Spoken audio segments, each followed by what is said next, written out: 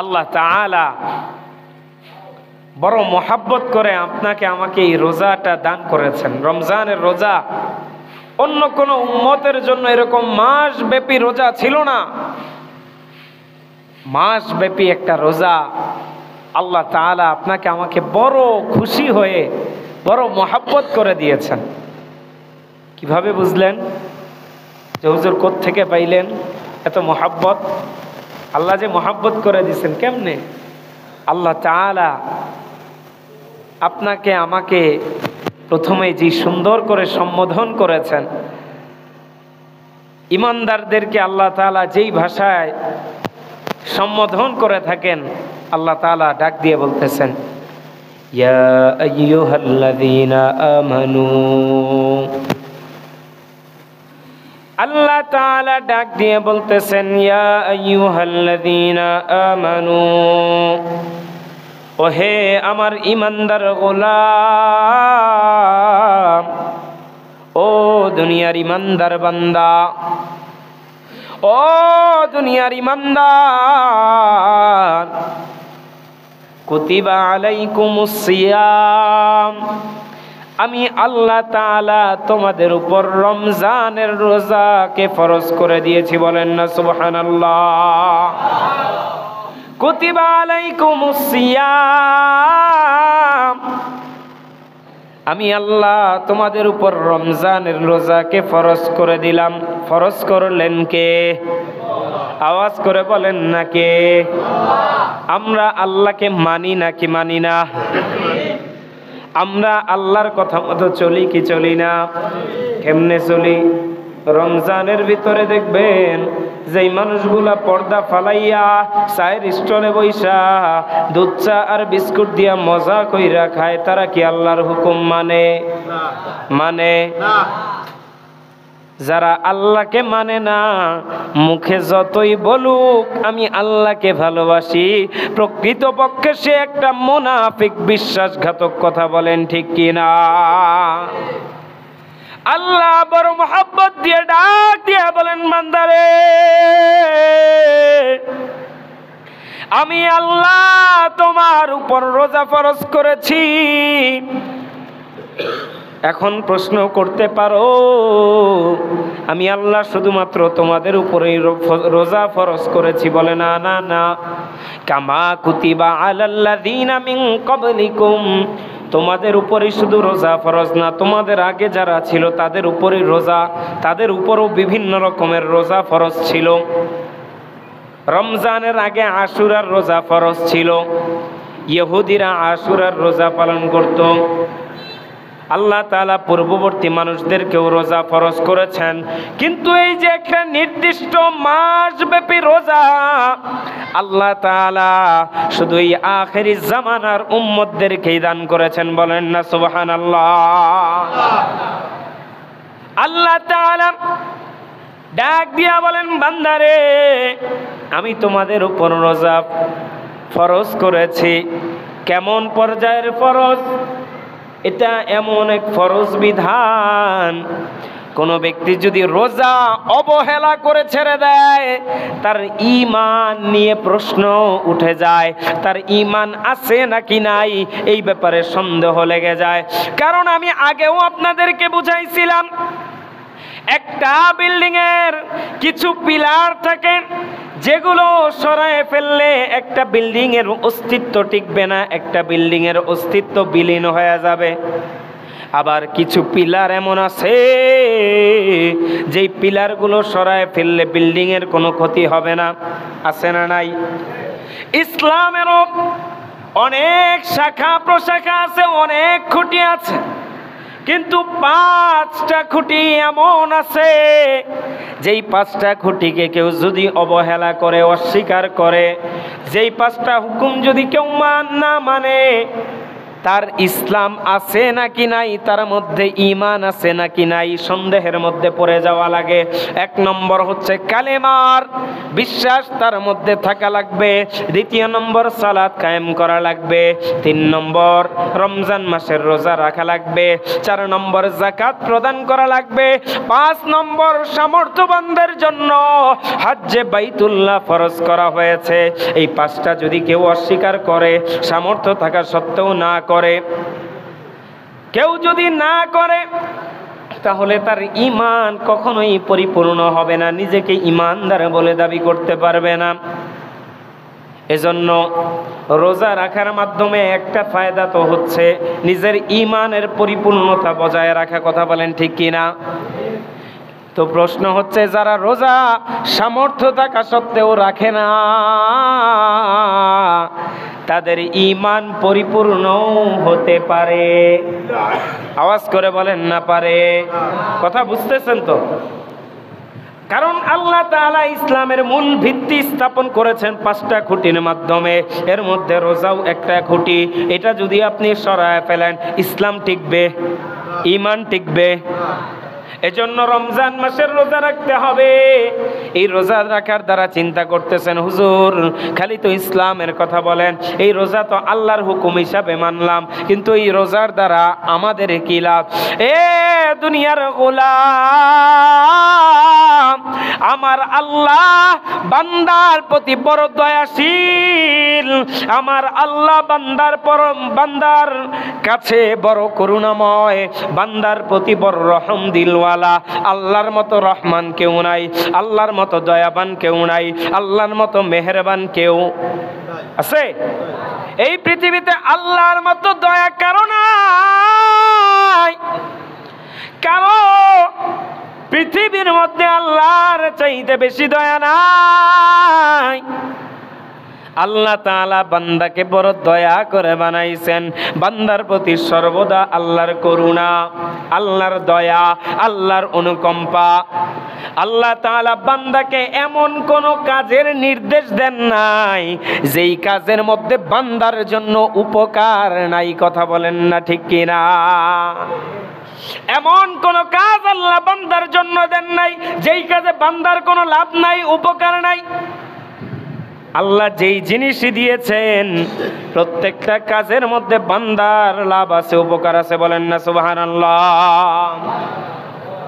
আল্লাহ রোজা দিয়েছেন, রোজার মধ্যেও উপকার আছে না নাই? দুনিয়াবি উপকার আছে না নাই? ও মুসলমান, আপনি আমি মুসলমান হইয়া রোজার মর্ম না বুঝলেও বিধর্মী ইহুদি খ্রিস্টানরা রোজার মর্যাদা বুঝে গেছে। যার কারণে কত জায়গায় দেখবেন সারাদিন তারা না খেয়ে থাকতেছে, মাঝে মাঝে অল্প একটু খানা খায়। আর আমরা বাঙালিরা মাশাআল্লাহ যতক্ষণ গলা পর্যন্ত না উঠবে ততক্ষণ খাওয়া দাওয়া ছাড়ি না। কথা বলেন ঠিক কিনা?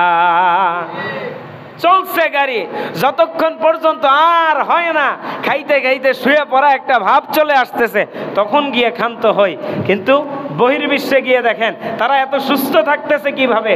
তারা পরিমাণ মতো খাবার খায়, তবে যেই খাবারটা খায় পুষ্টিগুণওয়ালা খাবার খায়। আমরা বাঙালিরা তো মাশাআল্লাহ মশলা দাও তরকারি স্বাদ হওয়া লাগবে, মজা হওয়া লাগবে। মজা দিয়ে তো আপনার স্বাস্থ্য ঠিক থাকবে না।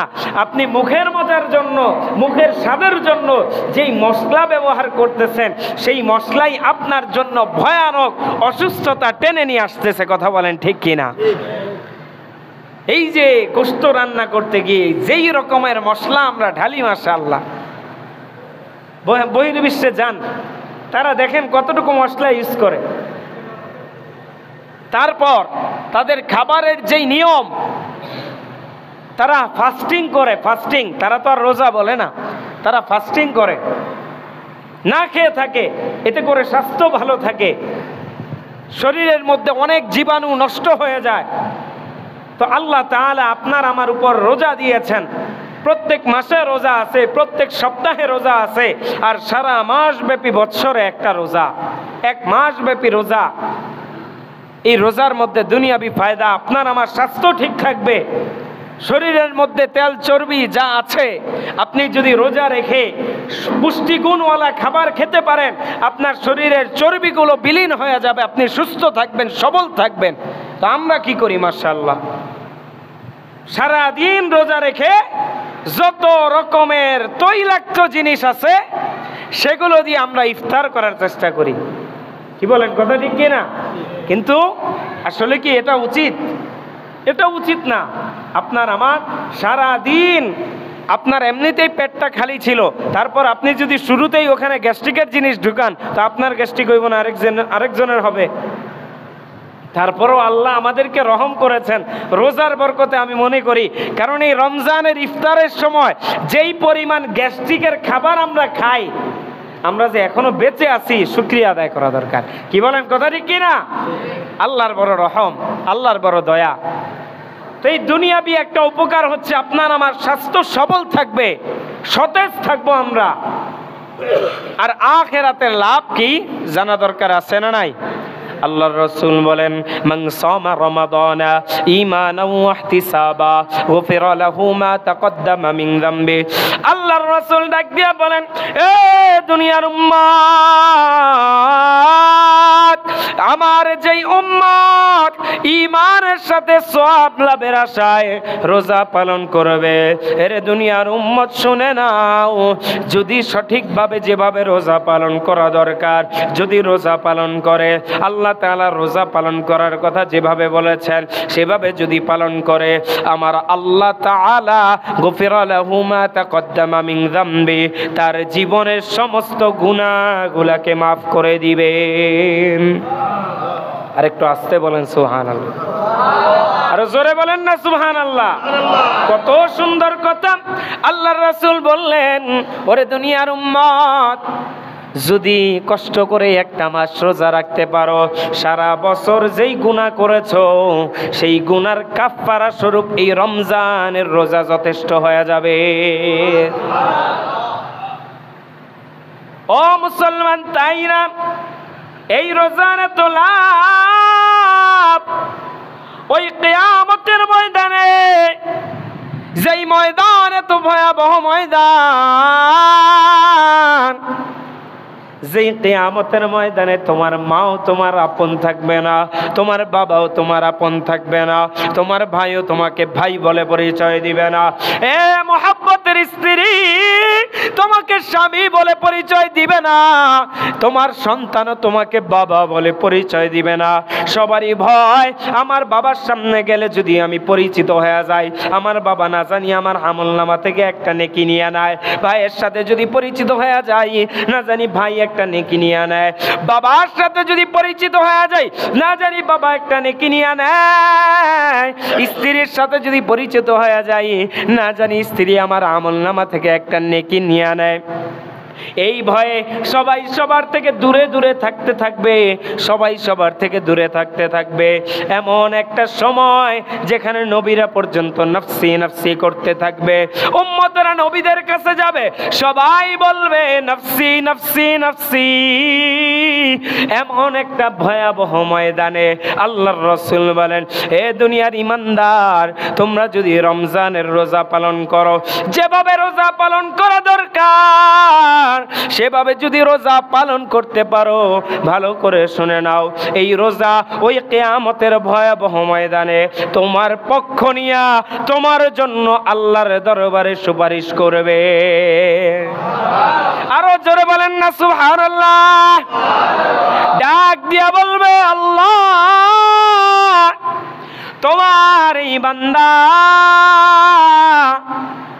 তুমি আল্লাহর হুকুম মেনে আমি রোজাকে রোজার মতো পালন করেছে, তুমি হুকুম দিয়েছ আমি রোজাকে পালন করার জন্য, সে পালন করেছে, খাবারও খায় নাই, সে পানাহারও করে নাই, স্ত্রীর সাথে সহবাসেও লিপ্ত হয় নাই, মিথ্যা কথাও বলে নাই, গীবতও করে নাই, অনর্থক অশ্লীল গান বাজনাও শুনে নাই, গালিগালাজও করে নাই, তার রোজা যেভাবে রাখা দরকার সেভাবে রেখেছে।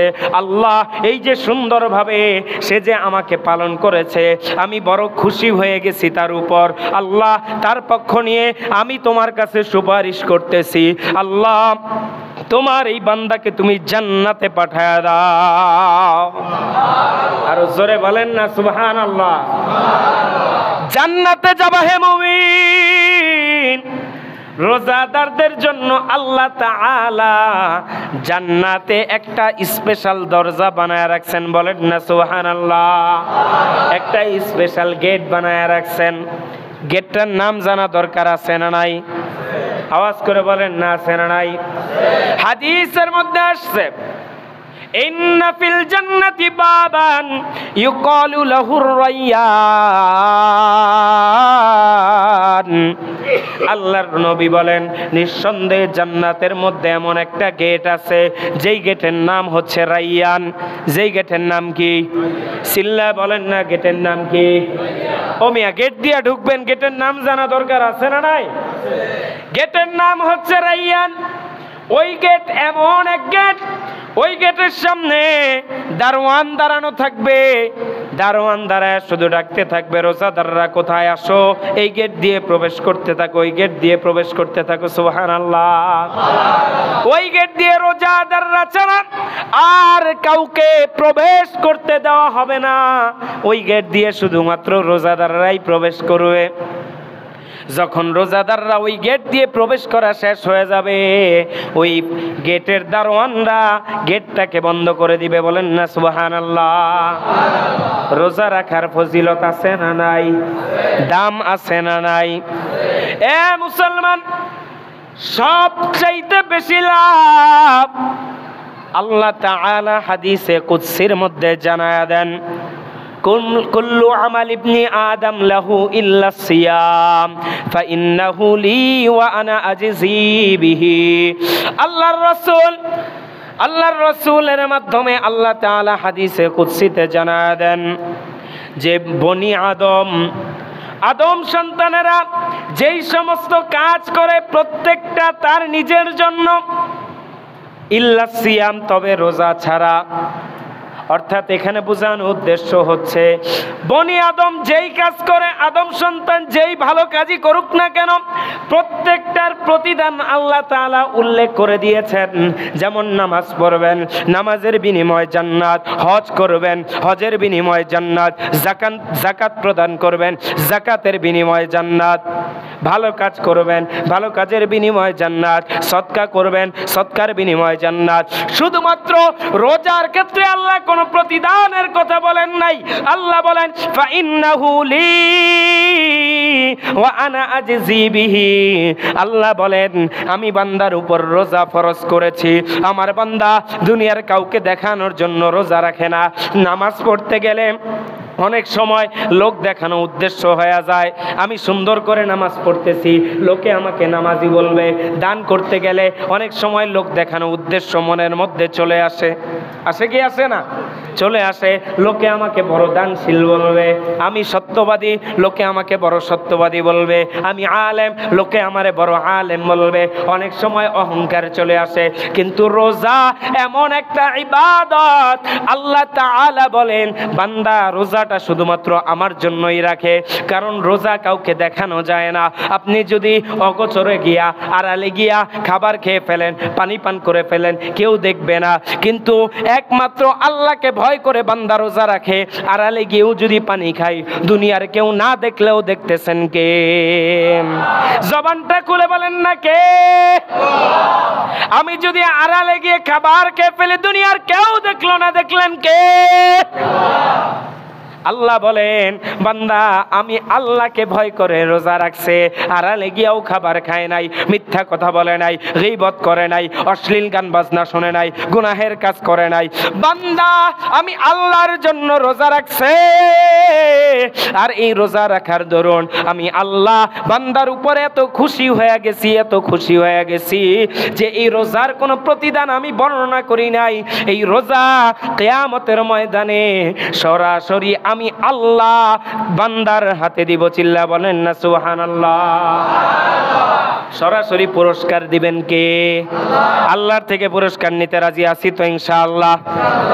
এ মুসলমান, রোজাদারদের আমার আল্লাহর কাছে এত পছন্দ, সারা দিন না খায়া থাকেন, রোজাদারদের মুখের দুর্গন্ধটাও আমার আল্লাহর কাছে মেশকের ঘ্রাণের চাইতেও বেশি সুঘ্রাণযুক্ত লাগে। আর জোরে বলেন না সুবহানাল্লাহ। আমার আল্লাহ রোজাদারদেরকে এত ভালোবাসেন, এত ভালোবাসেন, এত মোহাব্বত করেন। ও দুনিয়ার মুসলমান, আজকে যারা চিন্তা করতেছো মাহে রমাদানের রোজা রাখবা না, একটু মনে করায় দেই, দুনিয়ার কেউ তোমার রিজিকের ব্যবস্থা করতে পারে না। আজকে অনেকের রিজিকের অন্বেষণ, হুজুর কামকাজ করি রোজা রাখতে পারি না। ভাই সারাদিন যদি কাজ করো, আল্লাহ যদি তোমার বরাদ্দের মধ্যে রিজিক না দেয়, দুনিয়ার কারো ক্ষমতা আছে দিতে পারবে? কি বলেন, দিতে পারবে? কারো ক্ষমতা নাই। আর যদি তুমি পয়সাও থাকো, আল্লাহ যদি তোমার বরাদ্দের মধ্যে রিজিক লিখে থাকে, ভাগ্যে যদি রিজিক লিখে থাকেন, দুনিয়ার যে প্রান্তেই থাকো রিজিক পৌঁছায় দিবেন কে? ওমা মিন দাব্বাতিন ফিল আরদি ইল্লা আলাল্লাহি রিজকুহা। দুনিয়ার মধ্যে, সাগরের মধ্যে যত মাছ আছে, জমিনের মধ্যে যত মাখলুক আছে, এই সমস্ত কিছুর রিজিকের ব্যবস্থা করেন কে? আওয়াজ করে বলেন না কে? একটা পাখি সকালবেলা অনাহারে বের হয়, পেট খালি অবস্থায় বের হয়, সন্ধ্যাবেলা ভরা পেটে ফিরে আসে, রিজিকের ব্যবস্থা করলেন কে? সুতরাং রিজিকের দোহাই দিয়া আল্লাহর হুকুম অমান্য করিও না, সাবধান।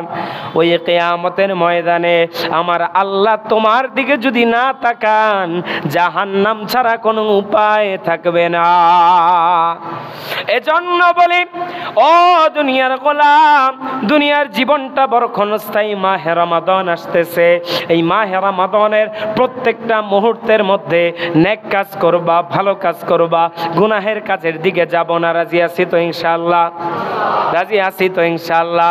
কারণ এই মাহে রমাদান এমন বরকতময় মাস, হাদিসের মধ্যে আসছে মাহে রমাদান যখন চাঁদ উদিত হয়, আল্লাহ তাআলা জান্নাতের সমস্ত দরজাগুলোকে খুলে দেন। এজন্য খেয়াল করে দেখবেন, মাহে রমাদান যদি গরমের মধ্যেও পড়ে, তারপরও অন্যান্য মাসের তুলনায় কেমন যেন একটা রহমতি পরিবেশ চালু হয়ে যায়। কথা বলেন ঠিক কিনা? কারণ আমার আল্লাহ মাহে রমাদান শুরু হওয়ার সাথে সাথে জান্নাতের সমস্ত দরজাগুলোকে খুলে দেন। শুধু তাই নয়, জাহান্নামের যতগুলা দরজা আছে, আল্লাহ তাআলা মাহে রমাদান উদিত হওয়ার সাথে সাথে আল্লাহ তাআলা জাহান্নামের সমস্ত দরজাগুলোকে বন্ধ করে দেন। এবং শয়তানের ওয়াসওয়াসার মধ্যে আমরা মাহে রমাদানে পড়ে যাব, আমার আল্লাহ এটা চান না। যার কারণে মাহে রমাদান যখন শুরু হয়ে যায়, চাঁদ উদিত হওয়ার সাথে সাথে আল্লাহ তাআলা শয়তানকে শিকলাবদ্ধ করে ফেলেন। চিল্লায় বলেন না সুবহানাল্লাহ? সুতরাং এই মাহে রমাদানে প্রশ্ন করতে পারেন, হুজুর তারপরও তো গুনাহ হয়, কেমনে করি? শয়তান যদি আটকাই থাকে, গুনাহ করি কেমনে?